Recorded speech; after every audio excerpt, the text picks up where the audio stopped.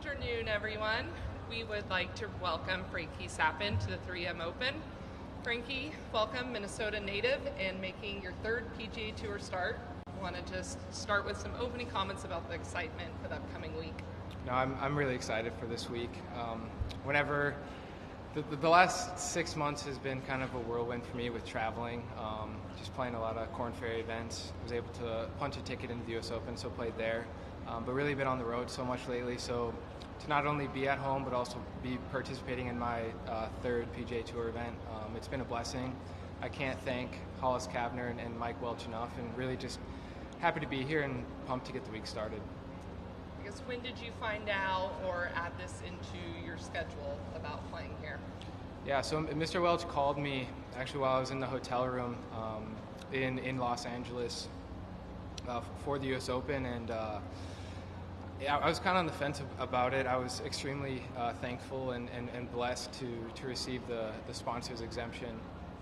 However, with where I stand on the Corn Ferry Tour points list for the year, I'm kind of right on the edge of just punching my ticket to getting a PGA Tour card for next year. So I was kind of on the fence for a while, but made the decision last Wednesday before the Corn Ferry event last week, and was really excited about it. And like I said, just excited to get the week going. Kind of like you mentioned, close on that threshold for Corn Ferry Tour points, number 34. How's your season feeling so far on the Corn Ferry Tour? Yeah, it's been going well. We've had some good weeks and weeks where we've learned a lot. I think, like I stated earlier, it's been a lot of traveling, a lot of learning throughout the year. I feel like we haven't had a week yet where we've kind of hit it really well and had kind of the short game that I'm accustomed to having week in, week out. But overall, we've had some top finishes and right on the edge of getting that PGA Tour card for next year. So just hoping to finish the season off strong and be back here next year, not as a sponsor's exemption. And someone you know very well on the bag this week with your mom. What's that dynamic like, having mom on the bag? It's been pretty special for us. Originally, she was supposed to be just a fill-in caddy, and the more success we had, the more we realized that she should just keep staying on the bag. Obviously, when we went through Q school and only lost to 9 people, it was pretty evident that she should stay on the bag for a little longer. I tried another kid actually from Minnesota, and we had a couple good finishes, but found my way back to her, and then we had a nice finish in Raleigh at the Corn Ferry event there, and then the next day punched our ticket to the U.S. Open. And then once we did that, I figured, better just stick with her for the time being and see what we can do. Like we said, third start here. What have been the big takeaways from back in 2016, making your debut, to just the U.S. Open a couple months ago? Sorry, say that again. Like, what were some of the big takeaways or learning experiences from those starts? Yeah, I think I really learned a lot from the 2016 PGA Tour event in Puerto Rico. My main goal there, teeing it up I'm a young kid. I was a 16-year-old playing in a PGA Tour event. I was really focused on making the cut, and I thought that would be a really big accomplishment for me at the time. And if I were to go back and do it differently, I would definitely try and focus more on doing my best and really kind of looking at the guys that are leading. Because I was looking at the cut the entire week, I found myself right around the cut line the whole time. Ended up missing the cut by 1. So after that week, I just made it. I just kind of told myself that no matter what event I'm playing, I'm there to win and always want to do my best. So even didn't play my best at the U.S. Open, but even then I was focused on winning, and kind of same thing for this week. I have a lot of confidence in my game and been playing some good golf. So just excited to get the week going, and just really learn from that experience. You tend to, wherever you kind of put your focus, you kind of find yourself there, is what I've learned. And at the end of the tournament, I always want to be at the top, so mainly just focusing on that's been helpful for me. Perfect. I may have a few more, but we're going to start off with Paul here. Hey, Frankie. Good to see you. Just wondering, with KFT and making that decision, what ultimately were the factors that made you think, okay, yeah, I'm okay with foregoing this week on KFT to play 3M? I think one of the big ones is if I were to play the Corn Ferry event this week, I would probably end up playing 7 weeks in a row, which can be a lot of travel, a lot of golf, and this week it is nice because even though I'm playing, I'm also staying at home. So even though I'm putting all my energy into this tournament this week, at least I'm able to spend some time with my family and sleep in my own bed, which I haven't had the opportunity to do that in a while. And also with the points I've accumulated throughout this year, and with the way I feel like I've been playing, I'm confident that I'll be able to get the sufficient amount of points in the last 7 events to close out the year. It's a position other KFT guys have been in before. Did you consult anyone, talk to anyone to get some advice on how to handle that situation? I did. I talked with Kevin Doherty a little bit in Colorado. I asked him, the main questions I had for him was I wanted to ask him how the course was for this week, like the week that I would be missing. And he said it was a good course and would set up well for me. But at the end of the day, I feel really inspired to be here. And you know, I've played in the Monday qualifier here a couple times, narrowly missed a few times. So this event's always been kind of on my radar, living 15 minutes away. I've always kind of dreamed of competing in this tournament. So when the opportunity came to life, I figured I really couldn't pass it up. We've seen a flux of young talent come through this tournament, use it as a springboard. Colin Morikawa, Victor Hovland, last year Tom Kim. What could a good showing this week do for your career at this event this week? Yeah, no, it would be great. Not only would it propel me to be playing out here more often, but also just like competing in the U.S. Open or PGA Tour events, or really just on the Korn Ferry Tour. There's a lot of talented players there. Here is much the same. Obviously, it's one of the best events that you can play in. Really just kind of building some momentum and just getting more experience playing against these guys is really helpful. Just kind of seeing kind of where you align and really just, I don't know. That's about it. Frankie, I'm sure on the road you've gotten into a nice routine as far as what you want to do week in and week out. There have probably been disruptions to that, you know, with the sponsor stuff and also with just being home, being around family more. How have you managed that and managed to kind of stay in your routine of how you play the best? Oh, yeah, sure. I think this week it was nice. I think so I missed the cut last week in the Korn Ferry Tour event, and I think it was a bit of a blessing in disguise just because I was able to get in Saturday night and just kind of get all my ducks in a row a little bit. The nice thing about being here and having a lot of people here is I'm able to delegate a little bit of some jobs to my parents, or obviously mom's doing a fair amount of work this week. But the usual thing is you kind of check into your hotel, get groceries, scope out the course, where this week I wasn't too concerned about that, sleeping in my own bed. Obviously have a bunch of food at home.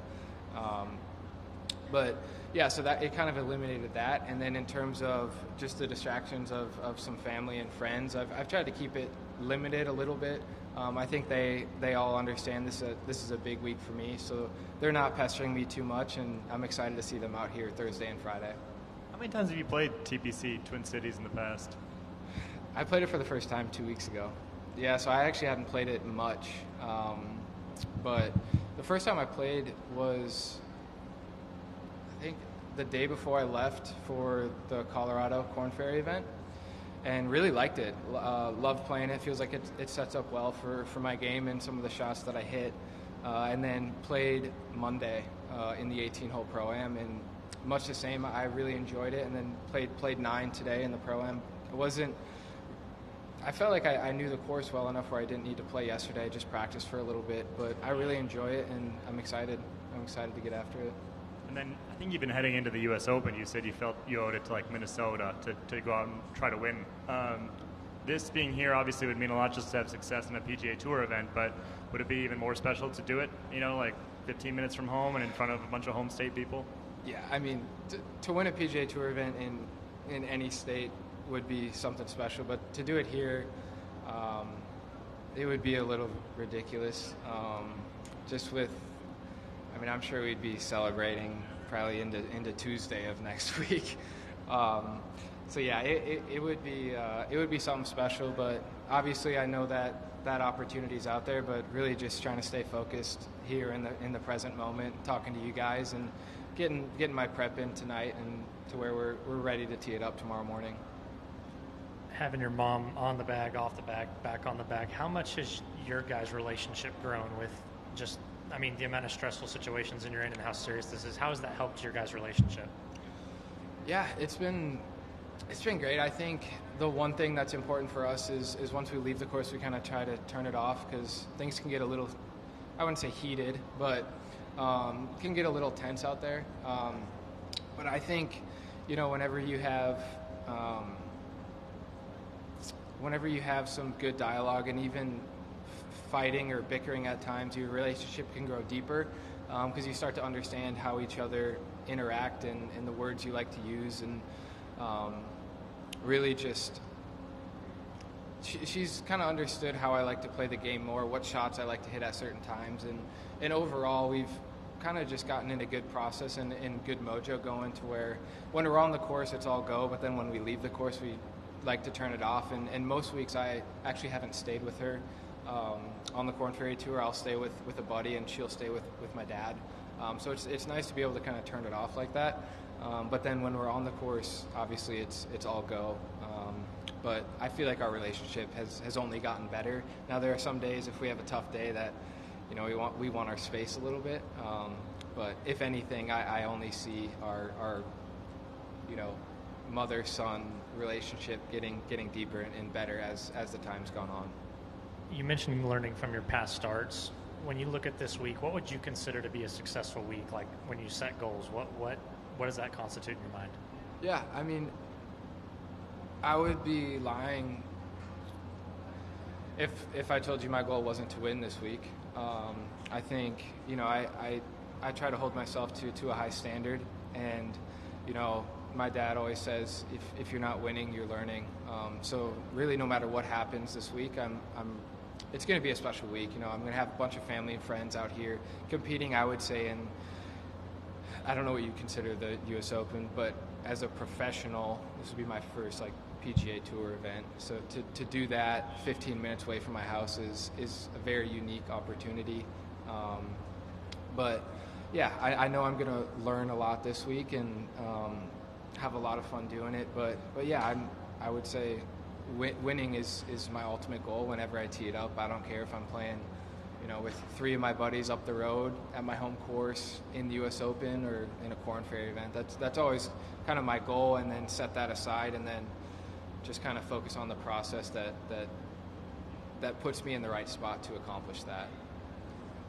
All season on KFT, looking through it, you've basically been right around 30 all year. How has that been just mentally when you're one good finish away from being top 10, but if you miss the cut, maybe you fall back to 45th, you're just always just teetering right on the edge. How has that just kind of been mentally on you this year? Yeah, you betcha. I feel like I've been just kind of right on the edge ever since the second week. I had a decent finish in the Bahamas the second week. I think I came in 15th or 17th or something like that, and I jumped up to 37 and have been anywhere from 30 to probably 43 the last, I don't know, 7 or 8 weeks. But I'm obviously aware of where I'm at, but I think I would drive myself crazy if I was thinking about it all the time. Really, like I said, just trying to stay present in that moment, just trying to execute the next shot to the best of my ability. But yeah, I mean, I try not to check it just because I feel like it's a slippery slope to kind of get into. But yeah, I think a win would take care of a lot of things for me. So really just trying to put myself in a position where we have the opportunity to do that, and I think everything will take care of itself. Frankie, it seems like there's a lot more talent getting on tour nowadays from mid-major schools. Obviously, you being an FGCU kid, just wanted to get a little bit about your decision to go to a smaller school, and then also kind of the level of play jump as you've gotten into the professional game. Yeah, no, I think you are seeing a lot of talent. I think you're seeing a lot of talent at every level now, whether it's mid-major schools, bigger schools. Obviously, Ludwig's been doing some impressive stuff this year after getting his PGA Tour card through PGA Tour U, which is really cool to see. But yeah, I think really so many guys in college are super talented. You're seeing guys like, I'm close with Michael Thorbjornsen. He almost won the Travelers last year as an amateur, came in fourth. So I think it's really cool to see. But yeah, so after being at Alabama for a couple years, I knew it probably wasn't the best fit for me moving forward. And then I had two really close friends actually from Minnesota, Van Holmgren and Brady Madsen, that were transferring down to Florida Gulf Coast. And Van, I've been close with Van and his family since 7 or 8 years old. And he actually stayed with me and my family during the first little stretch of COVID. He was stuck in Minnesota, and he was able to work his way down to Arizona and stayed with us, so he was able to play golf. And he and I hadn't seen him in a while, so he and I kind of bonded pretty well then, and that's when he introduced me a little bit to FGCU. And at that point in time, I was kind of on the fence about transferring, and after talking with him for a while, I thought it would be best for me in my journey to kind of step sideways over to FGCU, and obviously had some great success as a team. I think when we showed up, when Van, Brady, and I showed up, we were ranked 257th in the country, and then when we all left, we were ranked 42nd. So we were able to kind of turn that program around, and that was something special that we were able to do, and still talk about it to this day a little, and am in contact with Coach Dan as well. So that was something neat. It was definitely a lot different than, my freshman year playing at Alabama, being ranked 4th in the country at the end of the fall. We were all kind of eyeing that national championship, and it was a little bit of a different kind of mindset switch when I did make that transfer. However, I feel like it served me well, and I feel like I learned a lot about life then. At a mid-major school, I feel like you don't get as much, special treatment as you do at Alabama, so you kind of have to go and get it. Like, no one's making you food 24/7, and you kind of just have to figure things out and figure out how you need to get better. And I think it served me well, and put me in a spot where I was able to kind of hit the ground running when I decided to turn pro this past fall. And what about on the course? What are the biggest differences between being a little fish in a big pond like at FGCU or a big fish in a small? Whatever I'm trying to say. What are the differences? Are you talking specifically like on the course? Yeah, just on the course, going from a big program into a smaller program where you're maybe like a headliner, so to speak. I wouldn't say it was a whole lot different for me per se. I mean, I guess after each round, when you kind of look at the leaderboard and kind of in the middle of the pack, just kind of having a little bit of a balance to it. Like when I would play at Alabama, and at the end of the round, if we weren't winning or inside the top 3 or 5, there was almost a little bit of a disappointment versus just realizing at FGCU that things weren't always going to go perfect, and we're working on building something. And I think that's something that we all took a lot of pride in. I think our first event, probably came in 7th or 8th in like a 10-man field, and neither of us played well, but also just kind of realizing we're here for something bigger than just ourselves. We're here to build this program, do the best we can, and I think we definitely succeeded in doing just that. I know they're getting a lot of kids, a lot of younger commits that are some good players, a few of them from Minnesota as well, which is really cool to see. I know they want to get out of the cold a little bit, but I think just kind of realizing that things aren't always going to go perfect, and just kind of having a little bit of a mindset switch where we are here to win, but we also understand that this is a process and it's going to take some time.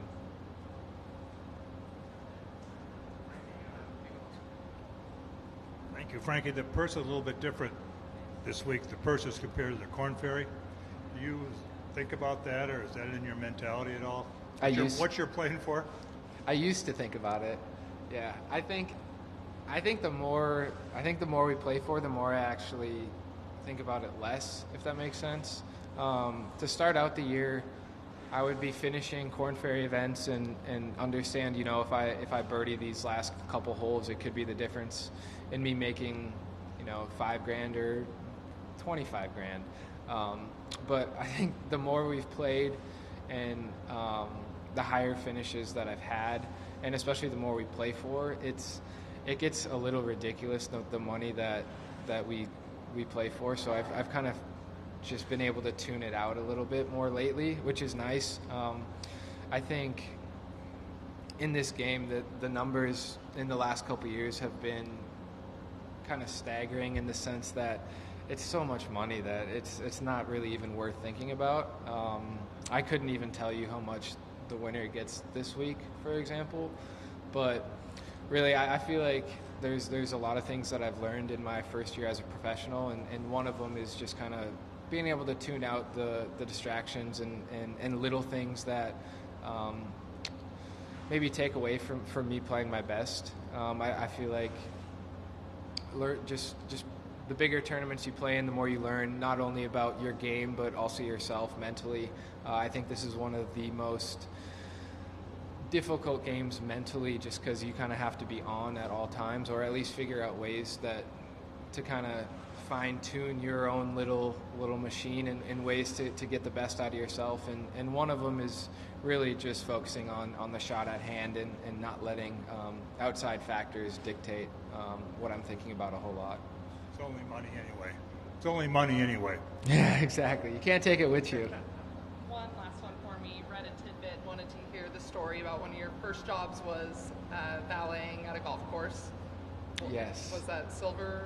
It was. Yeah, I valeted at Silverleaf. So my junior year of high school, I injured my hip and wasn't able to play golf for, I think, roughly 6 months. So I ended up working at Silverleaf. I valeted cars. I actually valeted Adam Hadwin's car and John Rahm's car. Adam's in the field this week. I saw him. Yeah, I saw him out there on the putting green. I talked with him a little bit at the U.S. Open. Didn't talk with Rahm at all.